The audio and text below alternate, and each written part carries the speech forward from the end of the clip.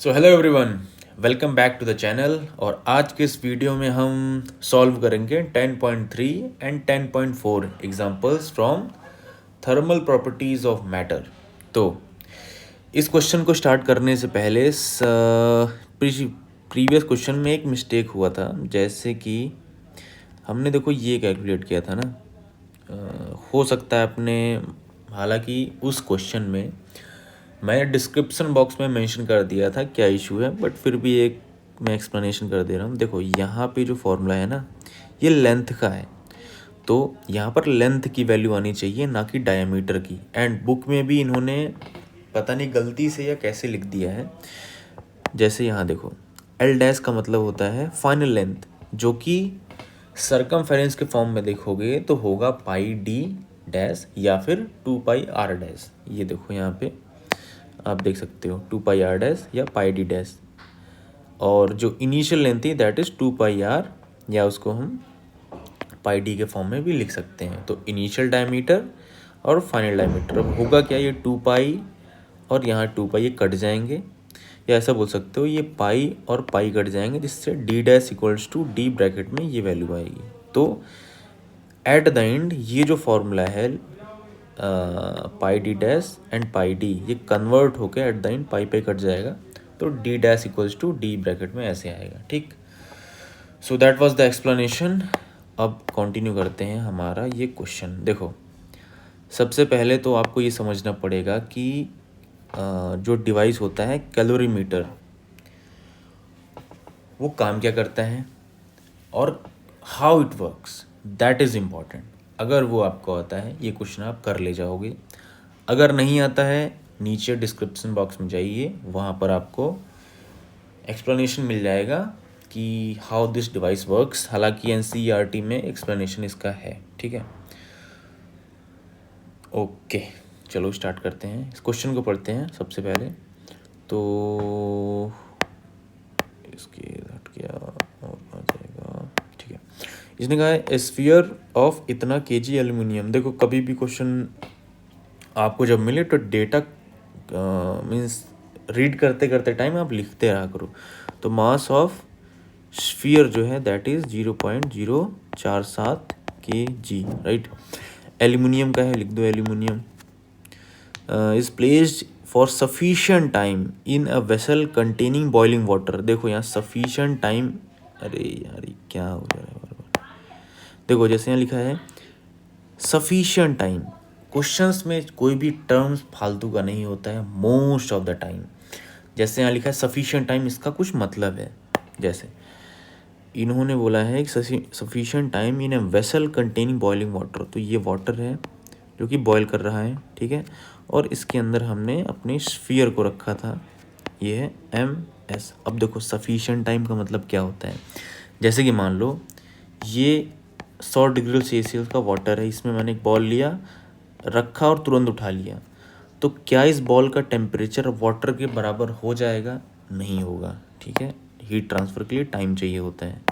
तो आप अगर स्फीयर को 100 डिग्री सेल्सियस के वाटर पर रख रहे हो सफिशिएंट टाइम तक, यानी कि उसका टेम्परेचर जो है वो पहुंच जाएगा 100 डिग्री सेल्सियस, ठीक है।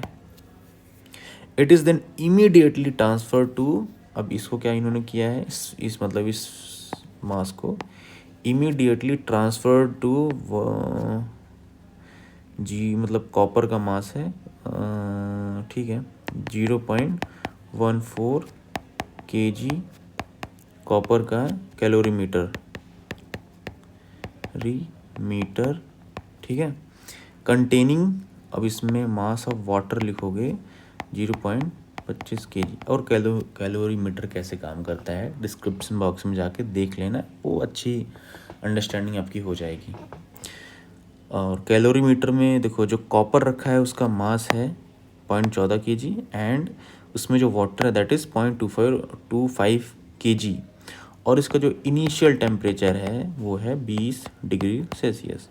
The temperature of the water rises and attains A steady state, तो फाइनल टेम्परेचर क्या हो जाएगा 23 डिग्री सेल्सियस, ठीक है। Calculate the specific heat capacity of aluminium, यानी कि इसका हमें निकालना है specific heat capacity. Specific heat मैं ऑलरेडी बता चुका हूँ, तो सी ऑफ निकालना है कॉपर, है ना, नहीं एल्यूमिनियम का है, सी निकालना है एल्यूमिनियम का। ओके चलो आ जाओ। देखो एक टर्म होता है कंजर्वेशन ऑफ एनर्जी। इसका मतलब ये है, बता रहा हूँ, आपने पढ़ा भी होगा, बता रहा हूँ। जैसे कि मान लो ये क्लोज्ड इनक्लोजर है, आइसोलेटेड है, यानी हीट इसके बाहर नहीं जा सकती, इसके अंदर नहीं आ सकती है। अब आपने यहाँ पे रख दिया, ये हीटेड मेटल है ना, और ये एक कोल्ड मेटल है, दोनों आयरन के ही मान लो। तो इसका टेम्परेचर था 100, इसका था मान लो 10। अब क्या होगा, हीट ट्रांसफ़र होगी। क्यों? क्योंकि यहाँ का टेम्परेचर ज़्यादा है, यहाँ का कम है, तो हीट ट्रांसफ़र होगा from higher to lower temperature. अब मान लो मास क्या है ये सब ध्यान मत दो, कुछ टाइम बाद क्या होगा, कुछ टाइम बाद होगा कि इसका टेम्परेचर रिड्यूस हो जाएगा लेट से 50, इसका टेम्परेचर इंक्रीज़ हो जाएगा लेट से 40, है ना। एग्जैक्टली कितना होगा वो डिसाइड करेगा मास अगर दिया हो और इनका स्पेसिफिक हीट दिया हो, तो हम फाइनल एग्जैक्ट टेम्परेचर निकाल सकते हैं। बट अभी हम सिंपल लॉजिक से जा रहे हैं, है ना, 50 और 40। अब देखो इस टेम्परेचर में जो चेंजेस आए हैं ये क्यों आए होंगे? The reason is that heat इस बॉडी से यहाँ तक गई होगी because of the temperature difference, और उस हीट ने ही टेम्परेचर चेंजेस लाया होगा। अब इसमें एक चीज़ सोचने वाली बात है, जो भी हीट इस बॉडी नंबर 1 से निकली है वो केवल बॉडी नंबर 2 में ही जा सकती है। क्यों? क्योंकि और कुछ है नहीं जहाँ पे एनर्जी जा पाए। देखो ये अगर हमारा एम्बियंट है तो ये तो इंसुलेटेड है, यहाँ की हीट कभी बाहर नहीं आ सकती है, तो यहाँ की जो भी हीट होगी वो इसको ही मिल सकती है। कंजर्वेशन ऑफ एनर्जी होता है, एनर्जी को ना आप क्रिएट कर सकते हो ना डिस्ट्रॉय कर सकते हो, है ना। तो यहाँ पे जो एनर्जी थी वो यहाँ पे ट्रांसफ़र होके चली गई। अब देखो हमारा जो क्वेश्चन उसमें क्या हो रहा है कि एक स्फीयर है ना, स्फीयर है हमारा एल्यूमिनियम का, एक मिनट रुक जाओ बस, हाँ ठीक है। तो एल्यूमिनियम का हमारा स्फीयर है, इसको मान लो कि ये एक कैलोरी मीटर है ना, जिसमें वाटर किसी टेम्परेचर पे है, ये है वाटर का टेम्परेचर, और मान लेते हैं कि ये जो आउटर शेल है ये है आपका कॉपर का, है ना। अब हो क्या रहा है, देखो ये जो एल्यूमिनियम है इट इज़ हीटेड, गर्म है, ये ऑलरेडी 100 डिग्री सेल्सियस पे है, और जो इनका जो पहले पानी का टेम्परेचर था वो था 20। अब जो टेम्परेचर वाटर का होगा वही टेम्परेचर कॉपर का भी होगा, है ना। मेंशन नहीं है तो हम मानेंगे क्योंकि ये दोनों एक ही सिस्टम का पार्ट है, पानी और ये कॉपर, है ना, डिवाइस है। अब हुआ क्या, अब भाई आप जब ये एल्यूमिनियम यहाँ रखोगे तो क्या करेगा, हीट डिसिपेट करेगा, हीट निकालेगा because of the temperature difference. ये है आपका एल्यूमिनियम जो है 100 डिग्री सेल्सियस पे है और बाहर का पानी का टेम्परेचर है कम। अब इसके कारण हीट निकलेगी, हीट वो जाएगी कहाँ, तो जो एल्यूमिनियम के पास हीट थी वो किसके पास जाएगी, अब वाटर एंड कॉपर, ये मत भूल जाना, कॉपर भी है ना, तो कॉपर के पास भी हीट जाएगी। और कहीं जा सकती है नहीं। Any heat that will come out from aluminium is going to heat the water as well as the copper, बस यही कॉन्सेप्ट है। एंड इस टाइप का कॉन्सेप्ट बेसिस पे अच्छे खासे न्यूमेरिकल्स आते हैं, तो थोड़ा सा अच्छे से ये टॉपिक समझना, है ना। अब देखो गर्मी से रिलेटेड जब टेम्परेचर बढ़ता है या घटता है तो क्या फार्मूला यूज करते हो आप, mc∆T, यही यूज करते हो ना। अब देखो टेम्परेचर अगर बढ़ रहा है यानी इस बॉडी को हीट मिली होगी, टेम्परेचर अगर घट रहा है यानी इस बॉडी से हीट निकली होगी, है ना, यही लॉजिक है। वन मोर थिंग, यहाँ पर इसने खुद बोल दिया है कि पहले टेम्परेचर था 20, अब हो जाएगा 23। बॉइलिंग फ्रीजिंग ऐसा कुछ तो पंगा है नहीं, है ना, तो यही फार्मूला यूज करेंगे। अब देखो एनर्जी थी किसके पास, एल्यूमिनियम के पास, so mass of aluminium specific heat of aluminium और उसमें जो टेम्परेचर में चेंजेस आए हैं, T final minus T initial, ये बराबर हो जाएगा। अब ये हीट गई किसको है, ये इस हीट ने वाटर का टेम्परेचर किया है rise, T final minus T initial, है ना। और इसी हीट ने कॉपर का टेम्परेचर किया होगा राइज, तो मास ऑफ कॉपर,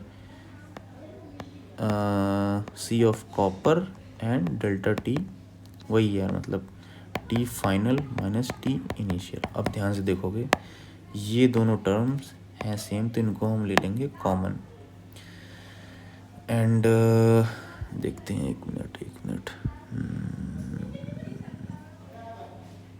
देखो, इसने ऐसा मेंशन किया है कि हमारा ये जो सिस्टम है इसका टेम्परेचर पहले 20 था, अब ये घट के हो जाएगा 23। तो इस टाइप के जो क्वेश्चंस होते हैं ना, अगर इसने फाइनल मेंशन कर दिया है यानी कि यही टेम्परेचर स्फीयर का भी, आप ऐसा सोचो ना, आपके पास एक हीटेड बॉल है, आप उसको एनवायरनमेंट में रख रहे हो और कुछ टाइम बाद अगर आप आकर देखोगे तो उसका टेम्परेचर एम्बिएंट के ही बराबर होगा। जैसे कि मान लो ये हमारे पास एक बॉल है, ये बॉल है, इसको आपने हीट किया और एम्बिएंट यानी एयर एटमॉस्फेयर में रख दिया। एम्बिएंट का टेम्परेचर मान लो है 25 डिग्री सेल्सियस और ये था 1000 पे। 1-2 घंटे बाद आप आकर देखोगे तो इसका टेम्परेचर कितना हो जाएगा, एम्बिएंट के बराबर हो जाएगा। तो इस केस में जो यहाँ पे फाइनल टेम्परेचर है ये 23 ही हमें रखना होगा, है ना, इनिशियल दे रखा है। वन मोर थिंग, देखो यहाँ पे हमने अगर फाइनल माइनस इनिशियल रखा है तो ये आएगा नेगेटिव, है ना। तो टेक्निकली ये हम ऐसा एज्यूम कर रहे हैं कि ये जो एनर्जी थी ये दो पार्ट में यूटिलाइज हुई है, इसमें और इसमें। तो हमको यहाँ पॉजिटिव रखना पड़ेगा, है ना। अगर आप पॉजिटिव मतलब पॉजिटिव नहीं रखना चाहते हो मैं साइन से रखूँ, तो आपको ऐसा करना पड़ेगा, एनर्जी चेंज इन, लिख सकते हो aluminium plus energy change in आपका water plus energy change in copper बराबर 0। 0 क्यों है, क्योंकि ये पूरा हमारा सिस्टम है। अब कोई भी एक सिस्टम लोगे तो उसका एनर्जी ना बढ़ता है ना घटता है। तो आपने क्या निकाला है कि सिस्टम की एनर्जी में चेंज निकाला है और उसको 0 रखा है। क्यों, सिस्टम की एनर्जी ना घट सकती है ना बढ़ सकती है ना। इस फॉर्मेट में रखोगे तो माइनस आएगा, उसमें कैलकुलेशन में कोई दिक्कत नहीं आएगी, वो बाय डिफ़ॉल्ट वो सॉल्व हो जाएगा। बट ये जो इक्वेशन है इसमें आपको यहाँ पर पॉजिटिव रखना पड़ेगा, है ना। ओके, चलो रखते हैं। तो मास ऑफ एल्यूमिनियम कितना दे रखा है, अगर इससे रिलेटेड कोई डाउट होगा तो कमेंट कर लेना, सॉल्व कर देंगे, बहुत बड़ा इशू नहीं है। तो इसका मास है 0.047, ठीक है, 0.047। इसका सी ही हमें निकालना था, क्वेश्चन में यही देखो दिया हुआ है कि calculate the specific heat of the aluminium का, ठीक है। एंड डेल्टा टी आप देखोगे तो कितनी एनर्जी इससे निकल जाएगी, 100 minus 23। It would be my humble request to please avoid the background noises. मैं हर वीडियो में बोलता हूँ because I can not control it, ठीक है। अब देखो मास ऑफ वाटर कितना है, मास ऑफ वाटर है 0.25 सी ऑफ वाटर। देखो सी ऑफ वाटर हमें देना चाहिए था, मीन्स इस क्वेश्चन में हमें देना चाहिए था, वो जनरली होता है 4.18 इंटू 10⁻³ और टेम्परेचर में चेंज कितना होगा, वो होगा 23 माइनस 20, है ना। प्लस मास ऑफ कॉपर कितना है, मास ऑफ कॉपर हो जाएगा 0.14, ये हुआ सी ऑफ कॉपर। ये हमें क्वेश्चन से ही देखना पड़ेगा, मीन्स क्वेश्चन को ये देना चाहिए था। मैं क्वेश्चन से देख लेता हूँ कि इन्होंने कितनी वैल्यू रखी है। तो इन्होंने रखी है 0.386 10⁻³ तो ये m, ये रहा m, ये रहा c और डेल्टा t वही है जो डेल्टा t था। कितना हो जाएगा ये 23 - 20 है ना। अब इसमें देखो अननोन क्या है, ये कितने इक्वेशन, पहली चीज़ तो कितने इक्वेशन है, this is only one equation है ना। तो इसमें से केवल एक अननोन हो सकता है, तभी उसकी वैल्यू आप निकाल पाओगे। तो हमारे इस केस में अननोन क्या है, ये c। तो जितनी भी डेटा ये रखे हैं सबको अब सॉल्व कर लो तो c की वैल्यू आ जाएगी है ना। कैलकुलेशन करने का पार्ट का काम आपका है, मेरा नहीं है। तो मुझे इसमें ज़्यादा एफर्ट, देखो टाइम वेस्ट होगा एट द एंड। मैं ये मदद कर सकता हूँ कि क्वेश्चन सॉल्व करने में क्या कैलकुलेशन मिस्टेक्स आप कर सकते हो, वो मैं आपको गाइड कर सकता हूँ। इस केस में देखो क्या है, जैसे कुछ पॉइंट आपको बता दे रहा हूँ। सबसे पहले पॉजिटिव नेगेटिव का ध्यान रखना। ये एनर्जी पॉजिटिव ले रहा हूँ तो यहाँ पे भी एनर्जी पॉजिटिव आएगी, यहाँ पे एनर्जी भी पॉजिटिव आएगी है ना। So that's it. इसके अलावा देखो हमने यहाँ पे क्या कर रहा है, 10⁻³ मल्टीप्लाई किया है, 10⁻³ मल्टीप्लाई किया है। यानी यहाँ पे अगर आप देखोगे ना, जो c की यूनिट है ये है जूल पर kg केल्विन। इसलिए यहाँ पे जो c का आंसर आएगा ना, यहाँ से जो आएगा ये भी आएगा जूल पर kg केल्विन।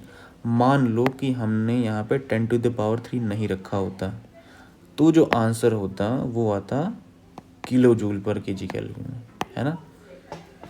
सो ये क्वेश्चन होता है यहीं पर ख़त्म। और एक बार मैं इसे कैलकुलेटर से चेक कर लेता हूँ, but you don't use the calculator, ठीक है। मैं थोड़ा सा जल्दीबाजी के लिए यूज कर रहा हूँ।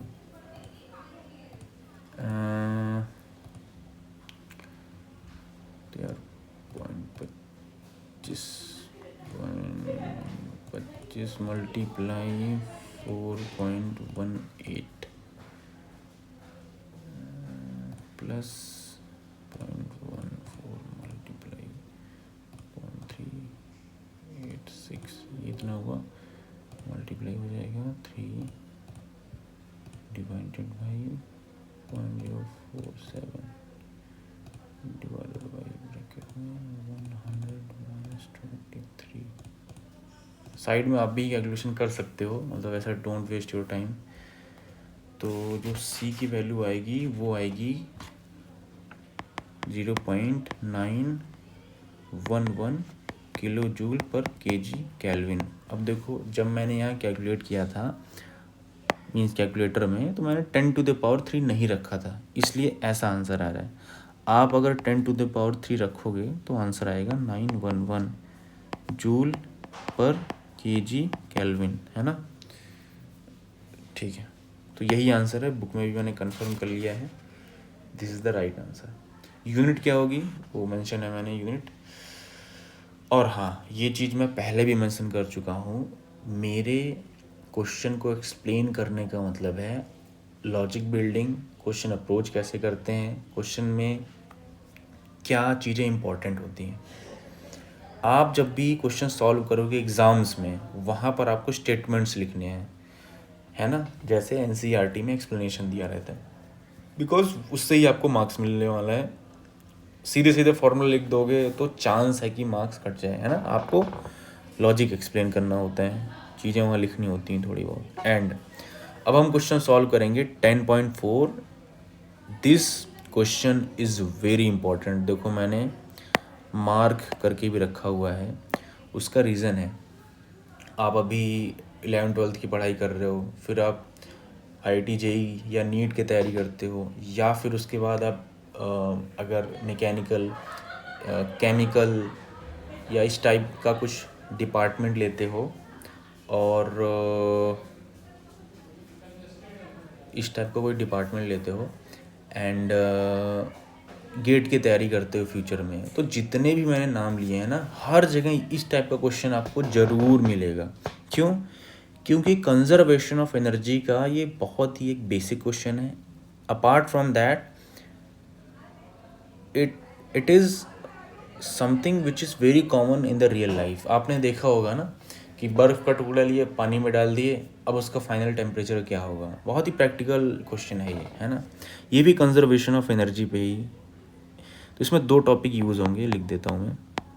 एक होगा कंजर्वेशन ऑफ एनर्जी, शॉर्ट में से लिख दिया, प्लस लैटेंट हीट। अब लैटेंट हीट क्या 2 टाइप की होती है, वेपोराइजेशन और वो जो आपका फ्यूज़न वाला होता है, वो कॉन्सेप्ट आपका यूटिलाइज होगा। अब देखो ध्यान से, इन्होंने कहा है कि आइस, मास ऑफ आइस कितना है, सॉल्यूशन करते हैं। इन्होंने कहा है कि 0.15 kg का आइस है, जो कि अभी है, इनिशियल टेम्परेचर है इसका 0 डिग्री सेल्सियस। अब इसको आप मिक्स करोगे किसके साथ, वाटर जिसका मास है 0.3 kg और टेम्परेचर है उसका जो है टेम्परेचर है दैट इज़ 50 डिग्री सेल्सियस पे, है ना।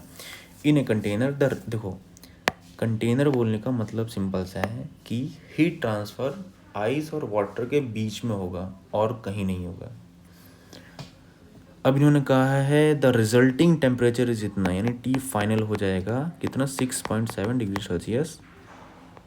Calculate the heat of fusion of ice, means latent heat पूछ रहे हैं आइस के लिए कितना होगा, और सी या एस जो भी बोल रहे हो ऑफ वाटर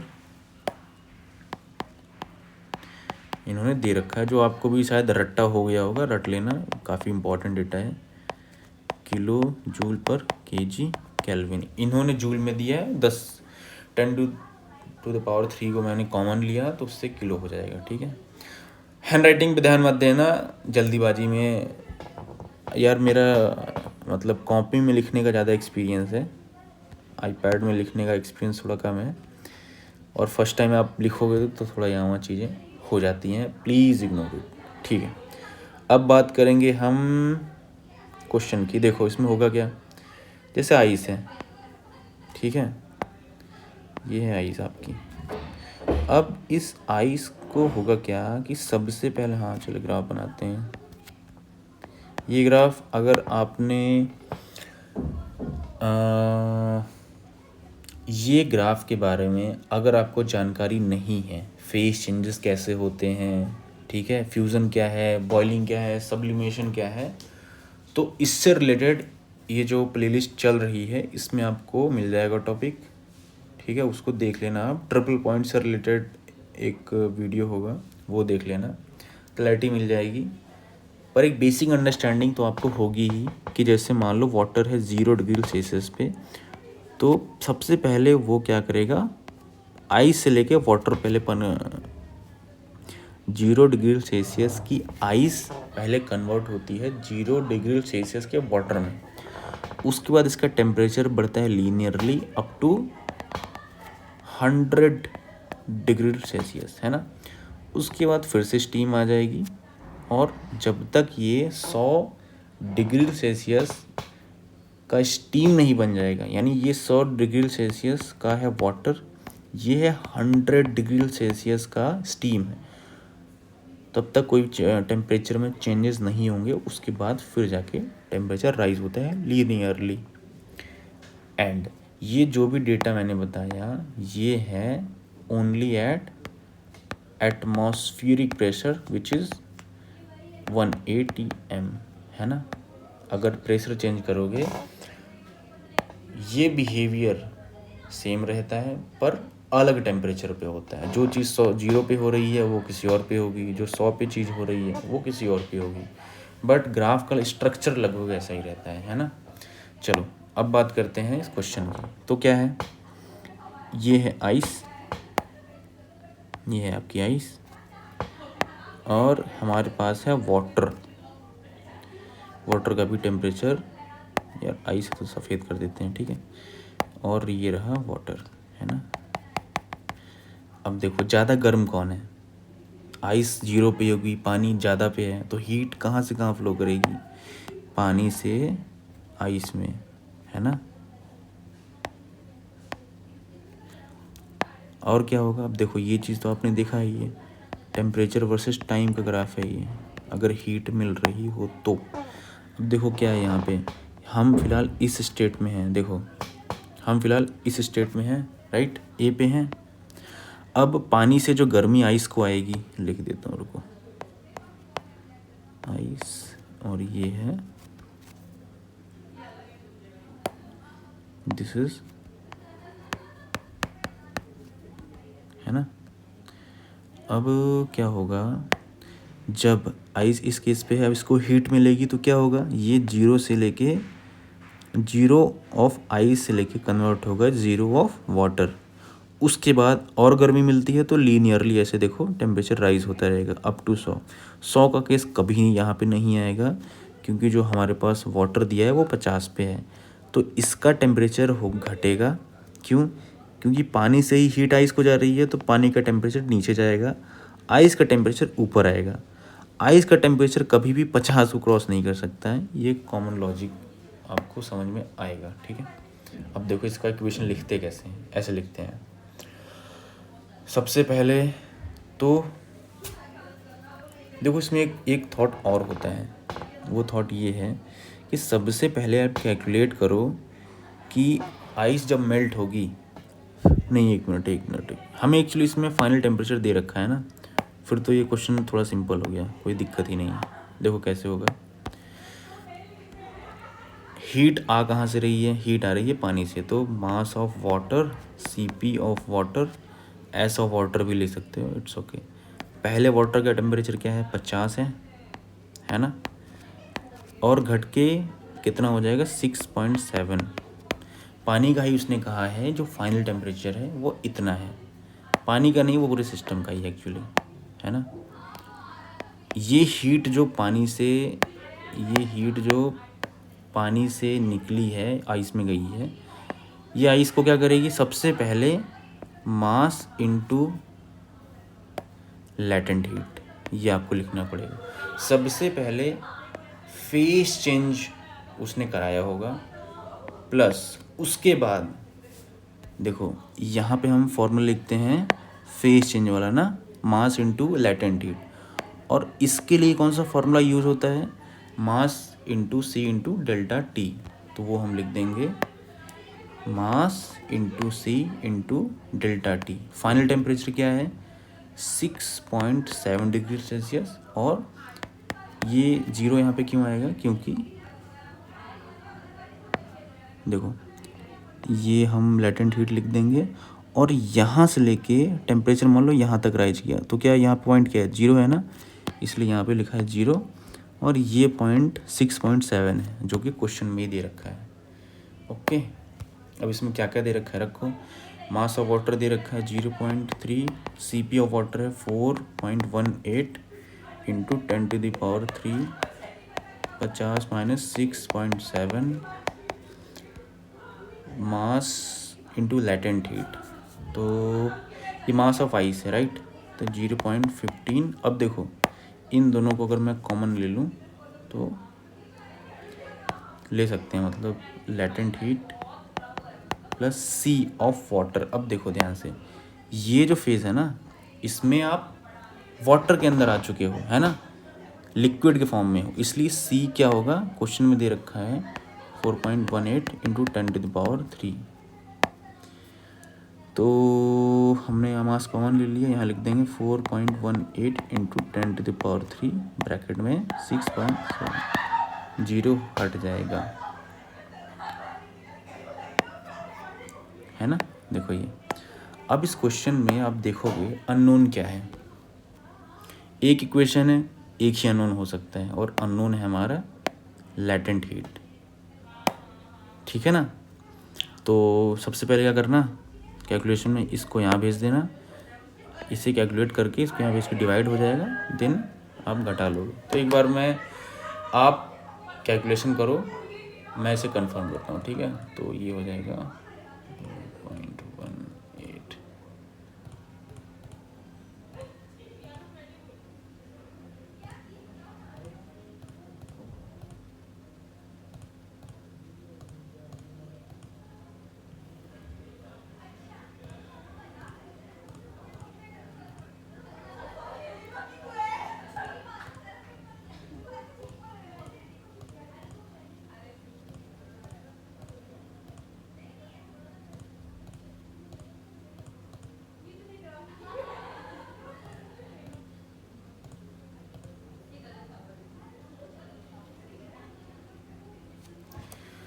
तो इसकी जो वैल्यू आ रही है दैट इज़ लैटेंट हीट आएगी 333.982 किलो जूल पर केजी, है ना। और ये वैल्यू याद कर लेना, लैटेंट हीट मींस फ्यूज़न का और लैटेंट हीट ऑफ बॉइलिंग का, दोनों को रट लेना। तो लैटेंट हीट ये वैल्यू याद रख लेना इतना। एक्चुअली ये वाटर है ना, तो स्टैंडर्ड वैल्यू है 1 एटमॉस्फेयर पे। तो let me just confirm it. हाँ, तो जो बुक में है दैट इज़ 3.34। तो लास्ट की जो वैल्यू है इसको आप राउंड ऑफ कर दोगे तो जो बुक में वैल्यू है वही आएगा। और मैंने लिखा है किलो जूल के फॉर्म में, वहाँ पे है जूल के फॉर्म में, तो पावर 10⁵ हो सकती है, ठीक है। तो आई होप आपको ये क्वेश्चन समझ में आया होगा, और क्वेश्चन ना समझ में आए एक बार फिर से देखो, इसी से रिलेटेड क्वेश्चन सॉल्व करो। ये जो क्वेश्चन है ऐसे ही 1-2 क्वेश्चन और सॉल्व कर लो, और एनी डाउट हो यार तो कमेंट बॉक्स में लिखो। We can discuss many more questions like this. इसमें कुछ दिक्कत होगा तो हम डिस्कशन कर सकते हैं, है ना। यहाँ तक वीडियो देखने के लिए थैंक्स टू यू, और बने रहना, प्लेलिस्ट में वीडियो सीक्वेंस में ही आएंगे और वीडियो देखते जाओ। कैलकुलेशन के रिगार्डिंग भी मैं एक वीडियो ऐड कर दूंगा कि कैलकुलेशन करते कैसे हैं। देखो, मैं यहाँ पे खुद कैलकुलेशन क्यों नहीं कर रहा हूँ, उसका रीज़न है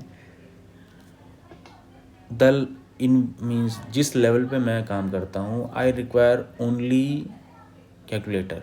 तो मेरी हैबिट बन चुकी है, पॉइंट नंबर 1।